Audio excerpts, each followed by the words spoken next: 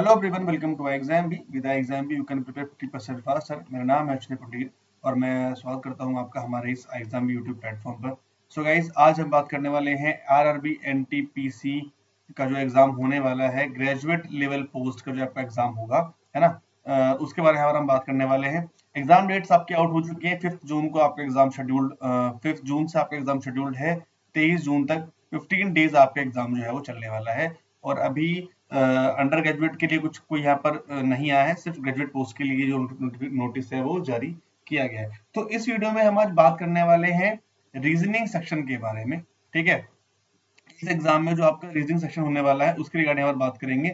कैसे यहाँ पर आप 30 आउट ऑफ 30 मार्क्स जो हैं वो स्कोर कर सकते हैं, ये हम यहाँ पर आज देखने वाले हैं। तो इस पूरे एग्जाम पैटर्न को कैसे समझने के लिए एक बार देखते हैं क्या क्या चीजें मैं यहाँ पर करनी होंगी। तो स्टार्ट करें इस वीडियो को स्टार्ट करने से पहले मैं आपको थोड़ा सा एक ब्रीफ दे दूं हमारे मॉक टेस्ट के रिगार्डिंग।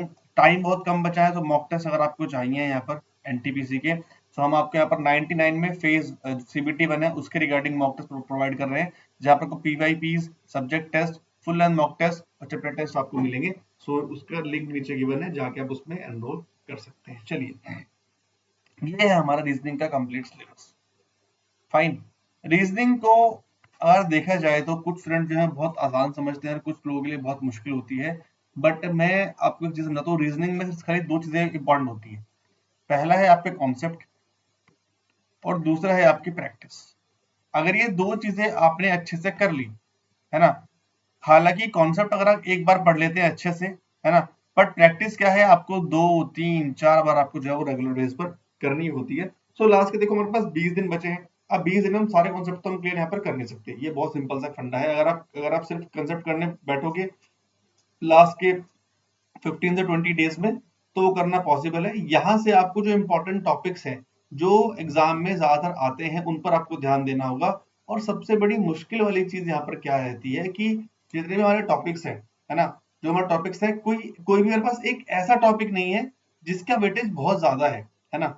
जो एक एवरेज रहता है यहाँ पर आप समझिए, या तो 0 या तो 1 या तो 2, है ना। ये आपका एक एवरेज रहता है। या तो टॉपिक से क्वेश्चन आएगा ही नहीं, आएगा तो एक आएगा और मैक्सिमम जो है वो 2 जाएगा। सिर्फ इस रेशियो में पूरा जो रीजनिंग वाला पार्ट है वो पूरा चलता रहता है। सो उसको यहाँ पर हमें समझना है। सबसे पहले तो मैं आपके लिए एक लिस्ट लेकर आया हूँ, ये देखिए आप, ये सारे टॉपिक्स की एक लिस्ट है ना। और इसमें से जो मैंने ये अलग से कलर जो किया गया, ये थोड़े इंपॉर्टेंट टॉपिक है जिनका वेटेज हमारा 1+ रहता है, मतलब 2 तक इसका वेटेज जो है जा सकता है पर क्वेश्चन का।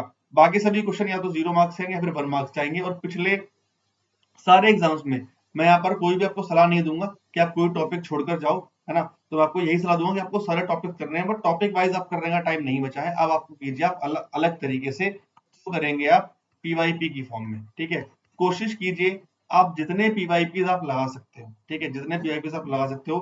ठीक है, 30 क्वेश्चन यहाँ पर आते हैं पीवाईपी में। सो एक दिन में अगर आप 1 से 2 पीवाईपी अगर लगा देते हैं तो 30 क्वेश्चन करने के लिए आपको मैक्सिमम 25 से 30 मिनट मैक्सिमम आपको लगनी चाहिए।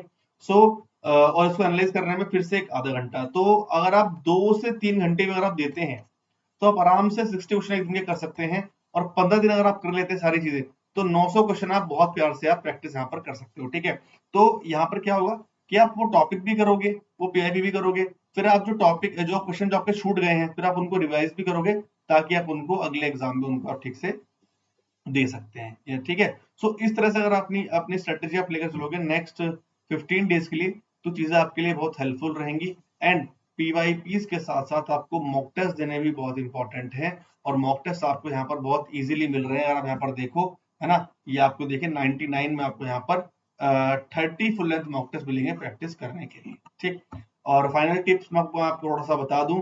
ठीक है भाई, प्रैक्टिस पर ज्यादा फोकस करना है हमें हमें बच्चों के दिनों में। ठीक है, थ्योरी पर काम बहुत कम करना है। अपनी डेली परफॉर्मेंस को आपको ट्रैक करते रहिए। जो गलती आप कर रहे हैं उनको आप नोट करते रहिए। रिवीजन करते रहना है, keep doing revision and practice, revision practice, यही टाइम बचा है। और आराम से इस तरह से अगर आप स्ट्रेटेजी को फॉलो करेंगे तो आप रीजनिंग में बहुत अच्छा मार्क्स जो है वो लेकर आ सकते हैं। So guys, all the best for your NTPC exam. और अगर स्टिल कोई क्वेरी है आपको इस मॉक टेस्ट के रिगार्डिंग, वीडियो के रिगार्डिंग, आप मुझे कमेंट सेक्शन में जो है बता सकते हैं। ठीक है, सो मिलते हैं फिर नेक्स्ट वीडियो में। अपना ध्यान रखिए, जिससे पढ़ाई कीजिए, because you all know with the exam you can prepare 50% faster. Thank you so much guys.